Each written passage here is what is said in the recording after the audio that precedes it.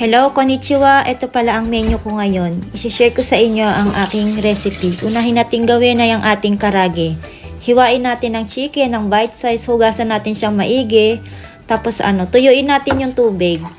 Nilagyan ko siya ng salt, pepper, at saka grated garlic, ginger, soy sauce, sake, at saka nilagyan ko siya ng tobanjang. Ilib lang natin siya ng mga 30 minutes. Ang sumunod naman natin ay side dish. Ang side dish natin ay kamote, sweet potato. Hugasan lang natin siya mabuti, tuyuin natin. Hiwain natin siya ng bite size para madali siya maluto. Kapag nahiwa nyo na siya ng bite size, lagyan nyo siya sa heating bowl. I-microwave nyo siya ng 5 minutes para medyo lumambot. Ang sumunod naman natin i-ready ay ang ating healthy na soup. Mushroom soup pala ang i-share ko sa inyo ngayon. At sumunod naman natin ay kare. Ang pinaka main dish natin ngayon ay kare rice. Hiwain natin ng bite size at saka hindi ko siya nilagyan ng meat. Sausage ang inilagay ko sa kanya. Hiwain lang natin yung sibuyas. Hugasan natin maigi ang mushroom kasi medyo madumi siya. Pinaka tips ko sa inyo ay i-ready nyo muna ang lahat para luto na lang kayo ng luto. Ang una ko palang niluto ay kare.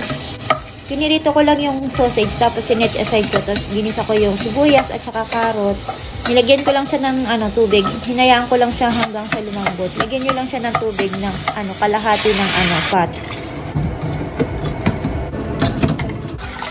Ang sumunod naman nating lutuin ay ang ating healthy na soup.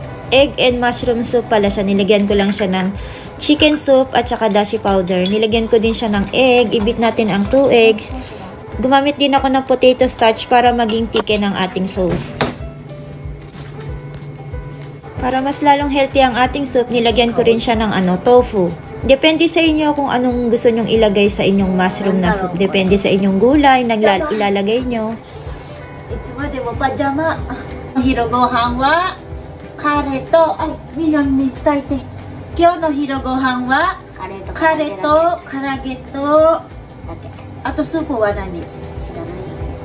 Mama, Kapag luto na ang mushroom, lagyan lang natin ng konting soy sauce. Ilagay natin ng potato starch para mag-thicken ang sauce. Ilagay natin ng 2 eggs. Ilagay natin ng ating tofu. Nilagyan ko rin pala siya ng long green onion para marami ng gulay yung soup nyo. Nilagyan ko rin siya ng long green onion. Hiwain nyo lang siya ng napaka pino. I-adjust nyo rin pala yung pinaka-taste. Kapag gusto nyo gumawa ng healthy na soup, mag-visit lang kayo sa aking iba pang video. Ang sumunod nating gawin ay ang ating deep fry. I-deep fry pala natin ang sweet potato. I-sprinkle nyo lang o i-coat nyo lang siya ng potato starch. Pati yung chicken, ganun din yung gawin nyo. Dito pala sa Japan, hindi kayo maboboring sa pagluluto ng kamote or sweet potato kasi napakarami niyang healthy na recipe. I-deep fry nyo pala ang sweet potato. Hindi nyo siya kailangang i-deep fry ng matagal kasi luto na siya hanggang sa mag-crunchy lang.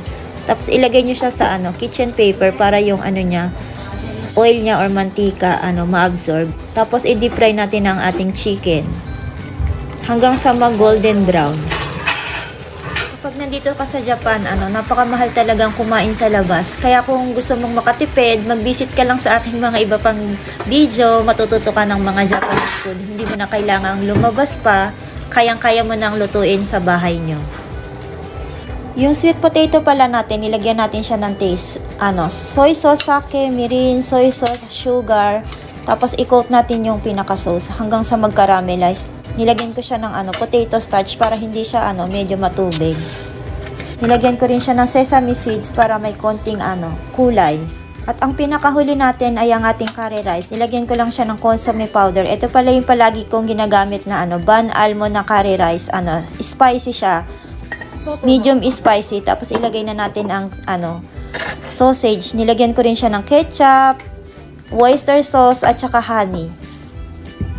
Dito pala sa Japan hindi lang rice yung pinaka ng Japanese food. Marami silang side dish kaya hindi na nila kailangan mag-extra rice kasi yung sa mga side dish lang nila at saka sa soup talaga namang mabubusog ka na. Ito yung pinaka nila, main nila na dish. Kailangan may rice, may soup at saka may side dish. O diba napakadali lang. Sana may natutunan ka. Mag-visit ka lang sa aking iba pang video. See you again.